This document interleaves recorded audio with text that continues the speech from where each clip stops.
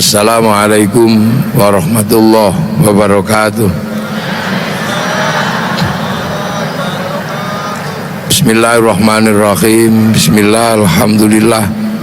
Wassalatu wassalamu ala rasulillah Sayyidina Muhammad ibn Abdillah wa ala alihi wa ashabihi wa azwajihi wa dhurriyyatihi wa ahli baitihi wa man tabi'ahum bi ihsan ila yaumil qiyamah.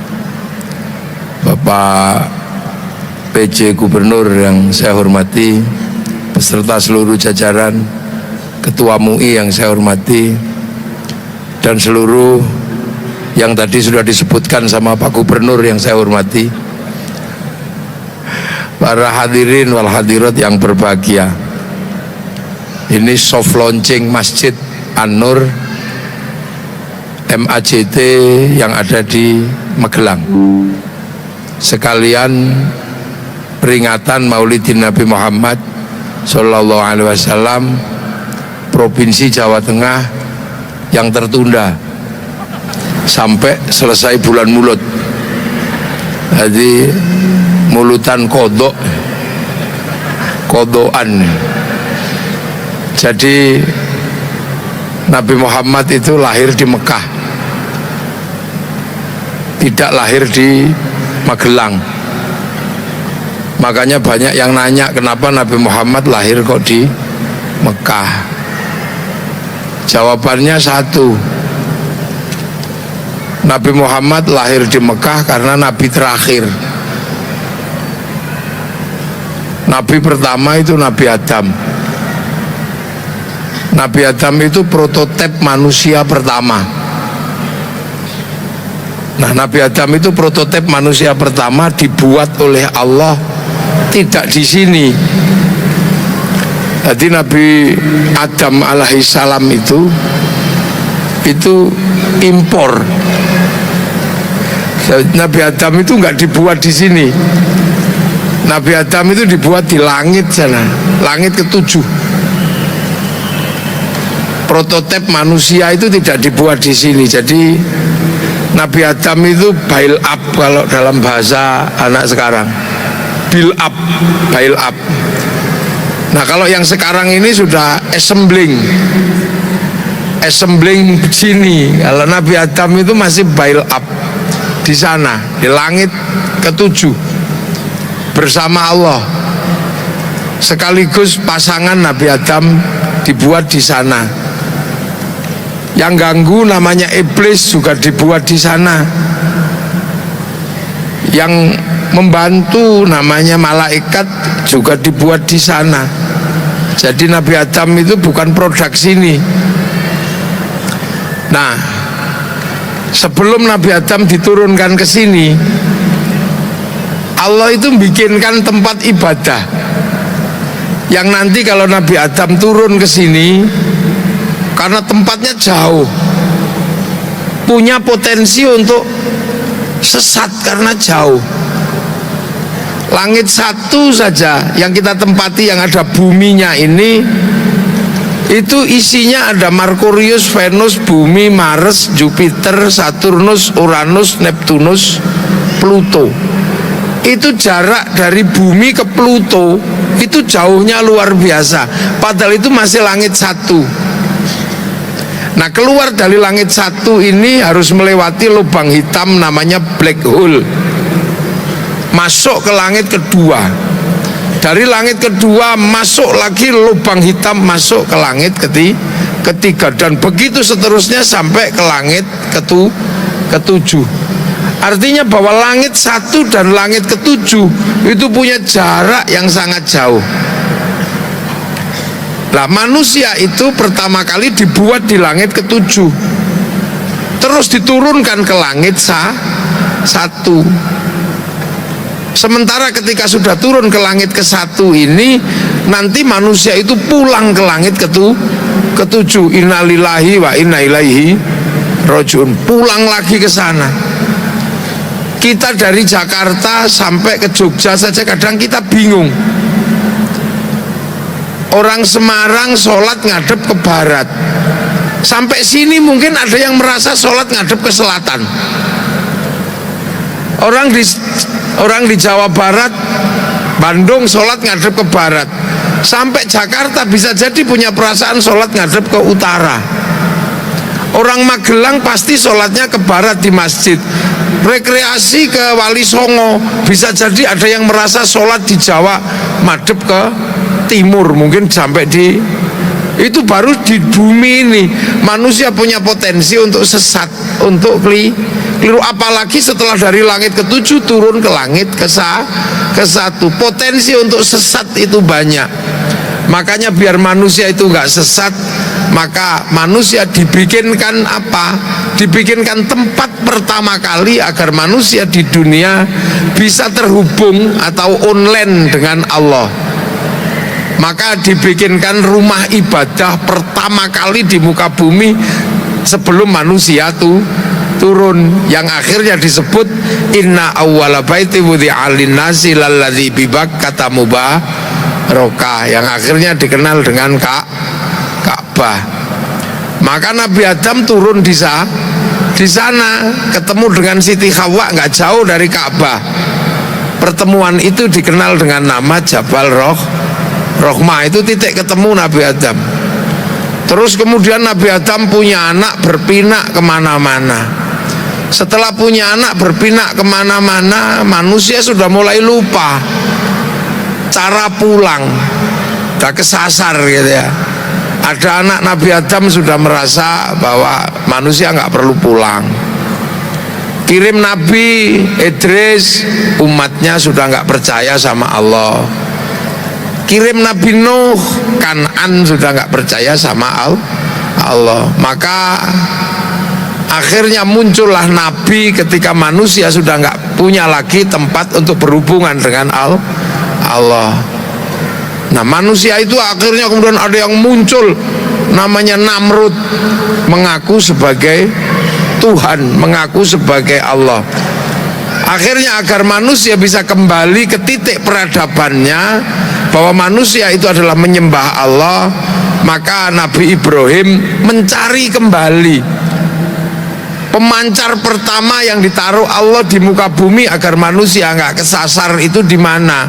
Dicarilah sama Nabi Ibrahim, membawa anaknya, membawa istrinya, mencari awwala baiti wudi'a lin-nasi lalladzi bi Bakkata mubaraka, itu mencari Ka'bah. Akhirnya ketemu. Begitu ketemu, apa yang dilakukan Nabi Ibrahim? Membangun ulang Ka'bah yang sudah runtuh, sambil berdoa, Rabbana inni askantu min dzurriyyati biwadin ghairi dzi zar'in 'inda baitikal muharram Rabbana liyuqimus sholata faj'al af'idatam minan nasi tahwi ilaihim warzuqhum minats tsamarati la'allahum yashkurun. Ya Allah, sudah kutemukan kembali titik di mana Engkau menempatkan rumah ibadahmu di tanah gersang yang nggak ada apa-apa. Aku titipkan anak cucuku di sini agar mau sholat. Artinya apa? Punya hubungan antara langit 1 dan langit ke-7. Punya sistem online kembali. Rabbana liyuqimus sholata faj'al af'idatam minan nasi tahwi ilaihim. Jadikan manusia ini condong ke sana semua agar nggak tersesat. Warzuqhum minats tsamarat, minta rezeki buah-buahan, la'allahum yashkurun, agar bersyukur. Maka kemudian tempat Nabi Ibrahim berdoa, kakinya membekas, dikenal dengan sebutan Maqam Ibrahim. Akhirnya manusia kembali menemukan jalan menuju Allah. Dari langit ke-1 punya hubungan, punya guidance dan sistem online untuk berhubungan dengan Allah yang ada di langit ke-7 di arasnya. Setelah itu petunjuk datang karena Nabi Ibrahim punya anak. Ada Ismail, ada Ishak. Ishak punya anak namanya Yakub atau Israel, bertempat di Palestina. Punya anak 12 dikenal dengan nama Bani Israel. Dan dari situ semua nabi keturunannya Bani Israel, tempatnya di Filistin. Di Makkah setelah Nabi Ismail jadi nabi, terus gak ada lagi nabi. Makanya terus Mekah mengalami masa namanya fatroh. Orang tidak lagi mengenal nabi. Nah, nabi terus bergerak kemana-mana. Ada di Filistin, lahir di Mesir, lahir di Yordan, lahir di mana. Tapi Mekah kosong semenjak Nabi Ismail. Gak ada lagi nabi setelah itu. Makanya orang Mekah terus menyembah berhala. Sampai akhirnya zaman akhir, Nabi Muhammad adalah nabi terakhir, harus mengembalikan seluruh manusia ke awwala baiti wudi'a lin-nasi lalladzi bi Bakkata mubaraka. Nabi Muhammad harus mengembalikan kembali agar manusia menemukan jalan pulang. Disitulah maka Nabi Muhammad dilahirkan di Makkah. Kenapa tidak lahir di Magelang? Karena Magelang ada cuman Borobudur. Kenapa tidak lahir di Eropa? Karena tidak ada gaiden awal. Lah gaiden awal itu di Makkah, awal baitinnya itu di Makkah. Maka untuk mengembalikan manusia kembali ke jalan Allah, Nabi Muhammad lahir di Mekah. Tapi ketika Nabi Muhammad lahir di Mekah, orang Mekah sudah nggak mengerti Nabi, sudah menyembah berhala. Makanya Nabi Muhammad lahir di Mekah itu nggak gampang.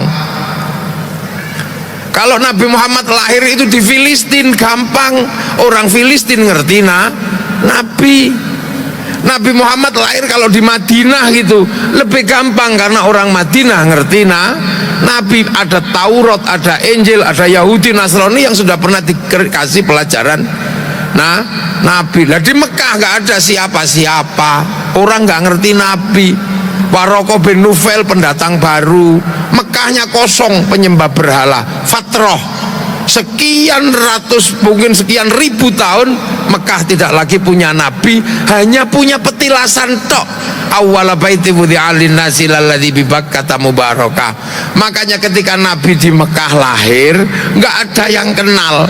Bahkan ketika Nabi mengaku saya Nabi di Mekah, orang Mekah nggak ada yang tahu. Makanya Al-Quran menyebut wakafa billahi syahida Muhammadur Rasulullah. Cukup Allah saja saksinya, karena orang Mekah nggak ngerti Nabi. Berbeda dengan orang Magelang yang mengerti kiai. Maka ketika saya datang ya disambut, wong sudah tahu kiai. Coba kalau saya ke pedalaman Irian yang nggak ngerti kiai, mungkin saya juga nggak ada yang nyambut. Mungkin malah dikira pemburu babi. Nah, Nabi Muhammad nggak dikenal ketika di Mekah karena nggak kenal Nabi, masanya fatrah. Makanya Nabi Muhammad saksinya hanya Allah. Wakafa billahi syahida Muhammadur Rasulullah. Nggak ada saksinya. Nah, karena Nabi nggak ada saksinya, ya Nabi sabar mengajari orang Mekah yang Tuhannya banyak menjadi Tuhan satu. Yang nggak ada air diajari toharo, diajar jinabat padahal nggak ada air, diminum aja susah. Nggak ada makanan diajari bersedekah. Sulit bagi orang Mekah makanan susah diajari sedekah. Sulit bagi orang Mekah waktu itu panas-panas disuruh puasa. Sangat sulit bagi orang Mekah ketika orang tawaf, muka yang perempuan harus dibuka, kaki harus dibuka, itu syahwatnya luar biasa. Sementara yang laki-laki disuruh pakai baju nggak berjahit, itu nggak mudah. Makanya Islam ketika turun di Mekah disebut ja'a ghoriban wa sayaudu ghoriban. Islam itu asing dan akan kembali asing. Jadi kenapa Nabi Muhammad lahir di Mekah, kembali ke titik awal. Itu Mekah nggak kenal Nabi, makanya Allah aja saksinya. Wakafa billahi syahida, cukup Allah saksi kenabian Rasulullah. Terus akhirnya ketemu teman, ada orang yang percaya, yang disebut walladzina ma'ahu, orang yang hidup beserta Rasulullah, para sahabat Abu Bakar, Umar, Utsman. Nah, di antara orang-orang ini ada yang nggak mau terima.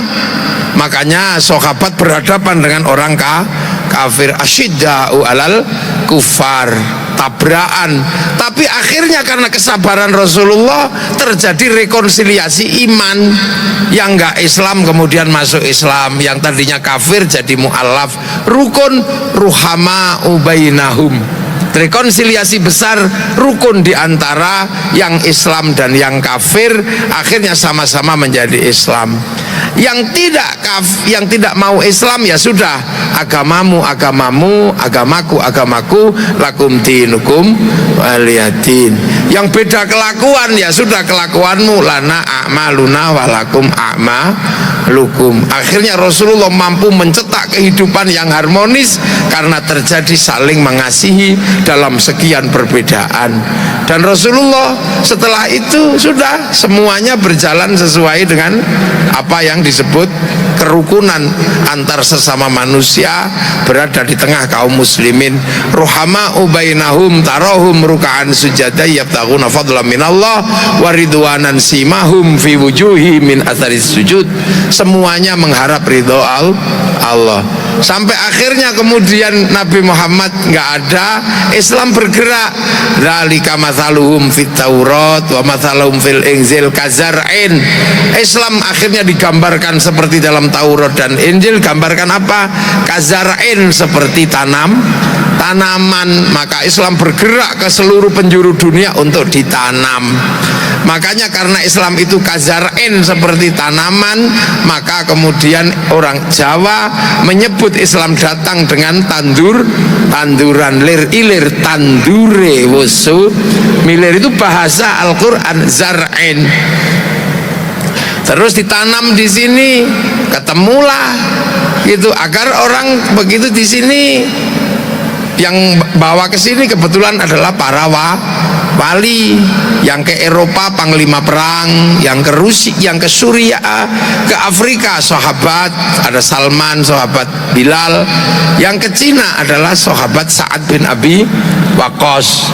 Nah, yang ke sini ini para wali. Karena apa yang ke sini para wali?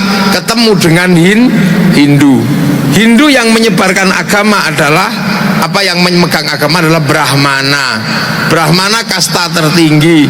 Kasta kesatria nggak boleh ngomong agama, apalagi sudra, petani pedagang, tidak boleh ngomong agama. Maka kalau ada pelajaran Islam disebarkan oleh saudagar, itu tidak pas, karena saudagar itu sudra. Yang bisa berimbang dengan Brahmana adalah para wali. Wali punya karomah, Brahmana punya cakti. Makanya kemudian wali-wali ini bergerak kembali untuk mengislamkan. Nah, wali ini berbeda sifatnya.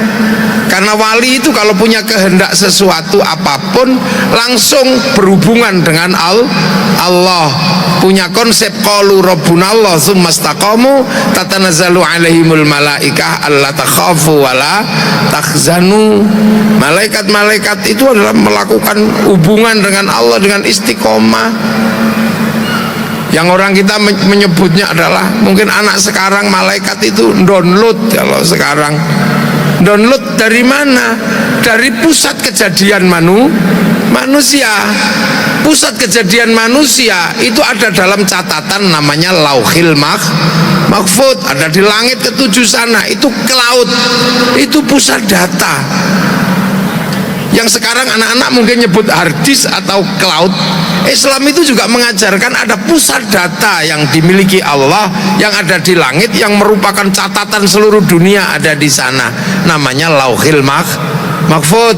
Orang Nasrani Yahudi menyebut tabut Sulaiman, orang Yunani menyebut kotak Pandora, orang Jepang menyebut kantong Doraemon. Itu pusat data. Manusia sebelum turun ke sini prototipenya dicatat di pusat data itu, rezekinya sekian, paketannya, nyawanya sekian, jodohnya sekian. Makanya kalau paketannya habis langsung kick, udah selesai. Nah, wali-wali itu download. Makanya wali-wali itu paketannya besar. Karena download, ada yang download sampai 25 tahun. Syekh Abdul Qadir Al-Jilani, ya Allah 25 tahun. Sunan Kalijaga download 3 tahun. Makanya paketannya besar. Makanya wali-wali itu bisa tahu hati orang, karena bisa meretas hati orang, paketannya besar. macem-macem sama wali dihack sampean mati. Nah, wali itu punya pusat data. Lah kita nggak punya wifi pusat data. Wong kalau kita diajak download langsung tidur. Ya Allah, ya Allah, ya Allah, ya Allah, tidur. Makanya, nah jadi dunia dan isinya itu ada di Lauhil Mahfuz. Jadi makanya butuh pemancar di sini. Nah, pemancar utamanya itu adalah Ka'bah. Makanya setelah wali-wali itu menyebarkan di sini, yang dilakukan pertama adalah membangun pemancar lokal. Bangun masjid di sini. Yang pertama kali adalah Syekh Jumadil Kubro bangun di Turgo Gunung Merapi itu masjid yang dibangun. Untuk apa? Untuk merilai online dengan pemancar utama yang ada di Makkah. Cara relaynya kayak apa onlinenya? Fawalli wajhaka syatrul masjidil haram. Makanya bikin MAJT ini pun harus ngadep ke Ka'bah, karena relaynya ke sana. Nggak boleh kemana-mana karena onlinenya adalah ke Ka'bah. Makanya ngadepnya ke sana. Ini sistem online. Nah, makanya jadi masjid-masjid itu di situ. Dulu Syekh Jumadil Kubro bikin masjid di Turgo Merapi. Nah, orang Islam yang baru masuk Islam yang di sini namanya berubah sesuai dengan tanaman sini, karena ditanam di sini. Yang tadinya syaikhun menjadi kiai, ustadzun jadi kiai, yang tadinya tilmidun muridun jadi santri, yang musola langgar, yang sholat sembahyang, nama-nama sini, tapi semuanya punya kewajiban online.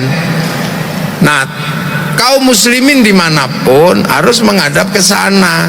Nah, kalau bisa jangan cuma ngadep ke sana, tapi datanglah ke sana langsung ke pusat online namanya haji. Tapi waktu itu kalau orang Hindu disuruh haji masalah. Makanya haji itu yang paling berat buat orang Hindu ketika masuk Islam. Orang Hindu nggak boleh ke candi batu. Khawatirnya kalau sampai Mekah kaget, loh kok batu juga. Orang di sini kalau beribadah suci, yang Buddha itu muter keliling ke kiri pakai kain selempang warnanya kuning. Kalau ke Mekah nanti pakai kain putih warnanya kelilingnya ke kiri. Ini nanti khawatir loh kok mirip. Ibadah suci di sini pakai air jelumprit dari gunung di Temanggung sana. Loh kok sampai sana pakai air suci zam-zam sama airnya. Di sini kalau habis ibadah suci digundul. Nah, orang Hindu Buddha kalau habis ibadah digundul, kita takhallul. Orang sini kalau habis ibadah suci gadri, menyembelih binatang. Di sana habis ibadah itu korban. Ini ada kemiripan simbolik.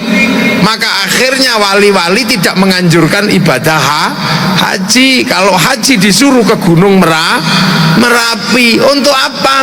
Sholat Jumat 41 kali jangan putus, itu sama dengan mendapatkan pahala ibadah haji. Makanya orang Jawa yang awal hajinya ke Gunung Merapi karena bisa sholat Jumat 41 kali nggak putus, sama dengan pahala ibadah haji. Jadi jangan salah paham. Kenapa orang Sulawesi hajinya ke Gunung Bawakaraeng? Karena di Gunung Bawakaraeng ada masjidnya Datuk Ribandang, muridnya Sunan Ampel. Daripada konslet pergi ke sana, mending mencari pahala yang sama, walaupun ibadahnya cukup di sini 41 kali sholat Jumat tidak putus. Ini problem sosiologi. Nah, akhirnya kemudian kita di sini punya masjid, dari masjid ngerilai masjid yang banyak. Itu sistem online menuju pusat data. Dan akhirnya Islam bisa berkembang di sini karena apa? Islam mengikuti sunnah Rasulullah dalam segala hal. Karena ketika Rasulullah di sana ketemu dengan orang Arab, para wali di sini ketemu orang berbeda beda. Maka yang dicontoh adalah bagaimana Islam bisa hidup berbeda-beda tapi tetap rukun seperti Bhinneka Tunggal Ika. Maka kemudian konsep hidup bersama yang dipakai adalah konsepnya Rasulullah, kullukum ra'in wa kullukum mas'ulun an ra'iyati. Kalian semua adalah para pemimpin yang harus hidup saling bertanggung jawab antara yang mimpin dan yang dipimpin. Konsep hidup seperti itu namanya ra'iyah. Ra'iyah itulah yang akhirnya diadaptasi di Indonesia menjadi rakyat. Jadi konsep Indonesia kenapa disebut rakyat? Karena kita mengikuti Nabi konsep ra'iyah. Kullukum ra'in wa kullukum mas'ulun an ra'iyati. Kalian semua adalah para pemimpin yang berbeda-beda tapi hidup saling bertanggung jawab antara yang mimpin dan yang dipimpin. Maka orang Indonesia mengikuti konsep ra'iyah atau rakyat. Jadi rakyat ini konsep dari Rasulullah, bukan ngarang orang Indonesia. Ra'iyah atau rakyat kalau ngumpul namanya musyarakah, yang dikenal dengan istilah masyarakat. Masyarakat adalah berbeda-beda tapi saling melengkapi. Ini masjid ya, kaum muslimin yang bangun. Mungkin kaum muslimin bangun cukup sampai bangun, tapi bangun di masjid sini, setelah itu sholat. Sholat adalah ibadah terbaik di masjid ini, tapi sholat itu nutup aurat. Tutup aurat itu kain. Kebetulan urusan kain kaum muslimin nggak begitu mengurus, karena kain urusannya pabrik kain. Yang punya pabrik kain itu Cina. Maka orang Islam nggak boleh ribut sama Cina, karena Cinanya pergi, kita nggak punya sarung, nggak punya baju. Masjid ini dibangun orang wudhunya di keran itu sama pipa ada sanyonya. Wudhunya para santri, para kiai, pipa sanyo dan kerannya produksi Mas Pion. Bukan nama. Masjid ini berdiri, santri kiai mungkin ngumpulkan batu sama pasir, tapi tegak karena besi dan semen. Besi dan semen urusannya Krakatau Steel sama pabrik semen. Maka kiai ulama nggak boleh anti industri. Loh, itu konsep musyarakah atau masyarakat.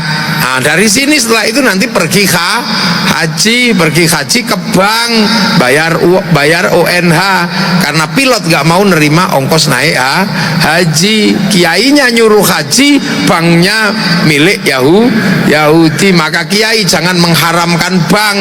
Kalau banknya diharamkan nggak jadi haji. Begitu berangkat naik pesawat diurus oleh konsorsium perusahaan Yahudi. Maka kiai jangan terlalu serius serta-merta hancurkan seluruh Yahudi mati semua, sampean hajinya renang lo kan. Nah, itu konsep musyarakah atau masyarakat. Nah, setelah konsep musyarakah atau masyarakat disepakati, maka kemudian ada konsensus hidup bersama, milih kesepakatan. Kesepakatan itu disebut wasyawirhum fil amri atau bermusyawarahlah. Maka kemudian kita punya konsep bermusyawarah lewat perwakilan. Makanya kalau mau jadi gubernur daftar, mau jadi bupati daftar. Nggak peduli laki-laki, nggak peduli perempuan, nggak peduli sukumu apa, bangsamu apa, yang penting kamu adalah rakyat Indonesia. Yang nata itu semua adalah para wali, maka teritorinya disebut wilayah. Wilayah itulah yang akhirnya disebut NKRI, Negara Kesatuan Republik Indonesia. Hasilnya apa? Arab satu bangsa pecah puluhan negara, Cina satu bangsa pecah puluhan negara, tapi kita puluhan bangsa, suku dan agama mampu bersatu dalam satu negara kesatuan Republik Indonesia. Itu maka payungnya Pancasila. Apa Pancasila? Tertinggi tetap Tuhan. Yang tertinggi nggak ada yang lain, tetap Allah, tetap Tuhan yang Maha Esa. Nah, setelah urusan Tuhan, dunia ini semuanya urusan manusia. Ada masjid karena manusia sholat, ada kipas karena manusia keringetan, ada sound karena manusia pengen mendengar, ada kursi karena bokong manusia pengen duduk, ada pabrik pempes karena manusia, ada pabrik lipstik karena bibir manusia, ada karpet karena tangan dan sujudnya manusia, ada pabrik skincare karena manusia. Jadi dunia dan seisinya ini ada karena manusia. Allah yang bikinkan. Khalaqalakum ma fil ardi jami'a. Jalan raya ada karena manusia, negara ada karena manusia. Jadi setelah Tuhan, urusan terbesar dunia adalah urusan manusia. Manusia butuh namanya persatuan karena manusia nggak bisa hidup sendiri. Pengen cantik harus bersatu dengan pabrik skincare. Kalau nggak pabrik skincare nggak bisa. Ngaji harus bersatu dengan son. Makan bersatu dengan penggarap sawah. Macam manusia nggak bisa hidup sendiri. Manusia hidup butuh persatuan. Yang nempel di tubuh kita itu produksi orang banyak. Yang bikin tas siapa, yang bikin baju siapa, yang bikin kerudung siapa, yang bikin daleman siapa. Ini beda semua. Maka manusia nggak mandiri, manusia itu butuh persatuan. Tapi persatuan nggak mungkin terjadi kalau manusia tidak saling menghargai harkat dan kesetaraan sesama manusia. Yang bisa menghargai martabat manusia Rasulullah dengan konsep ra'iyah, berbeda-beda tetapi tetap saling tanggung jawab. Maka persatuan hanya terjadi kalau manusia menghargai yang lain. Konsep itu disebut konsep ra'iyah. Maka persatuan hanya tegak kalau ada kerakyatan. Tapi kerakyatan nggak akan tegak kalau manusia nggak bisa menerima perbedaan. Manusia butuh hati yang luas untuk menerima perbedaan, bahwa Allah tidak menghendaki manusia itu satu.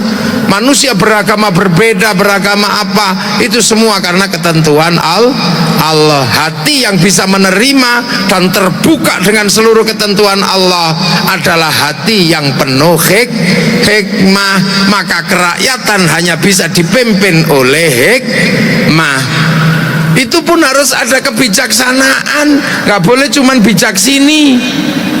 Mentang-mentang calon gubernur itu dari Magelang, habis itu yang diurus itu Magelang tok, itu bijak sini namanya.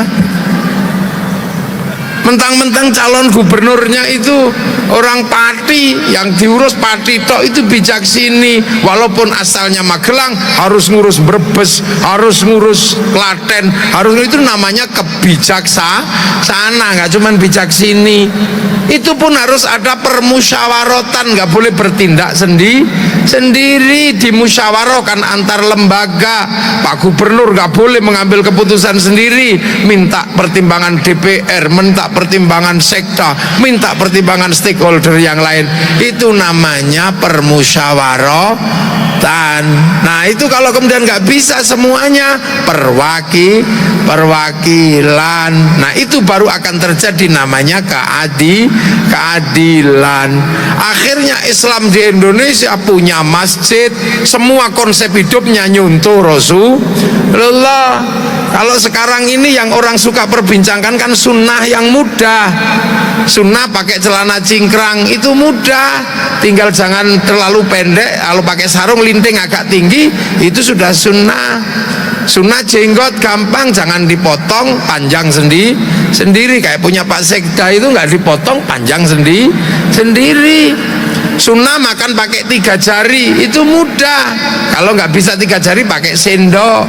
Sunnah takbir pakai tahiyat begini itu sunnah yang gampang. Tapi bangsa Indonesia mampu membentuk sunnah yang sulit. Sunnah sampai tingkat membentuk bangsa dan negara. Ra'iyah, musyarakah, musyawarah. Hasilnya apa? kazar in akhraja syat'ahu fa'azarahu fastaghladu fastama'ila suqi yu'jibu zurra al yaghidhu bihimul kufar. Islam berkembang terbesar di dunia ada di Indonesia. Orang sholat paling banyak Indonesia, orang haji paling banyak Indonesia, orang apal Quran paling banyak Indonesia, masjid terbanyak ada di Indonesia. Hari ini ketambahan 1 MAJT yang ada di Magelang terbanyak loh. Makanya kita nggak bisa meninggalkan masjid, karena masjid itu jalan pulang. Karena setelah ini manusia semuanya pulang, ruhani manusia kembali kepada Allah. Pintunya di mana? Jalurnya ada di masjid yang ada di seluruh dunia. Maka jangan jauhkan diri kita dari masjid. Karena apa? Masjid yang di sini terhubung dengan masjid yang ada di Mekah. Masjid di Mekah terhubung dengan Ka'bah yang ada di Baitul Ma'mur. Nah, itu sistem online yang dari dulu sudah kita diajarkan oleh Allah, tinggal kita sekarang praktek dalam dunia teknologi hari ini. Maka alhamdulillah, semoga masjid ini menjadi masjid yang barokah, masjid yang manfaat. Para pembangun masjid ini mendapatkan pahala yang tidak putus sampai hari kiamat, dan para pengelola dikasih kekuatan dan kesabaran untuk ngelola masjid. Assalamualaikum warahmatullahi wabarakatuh.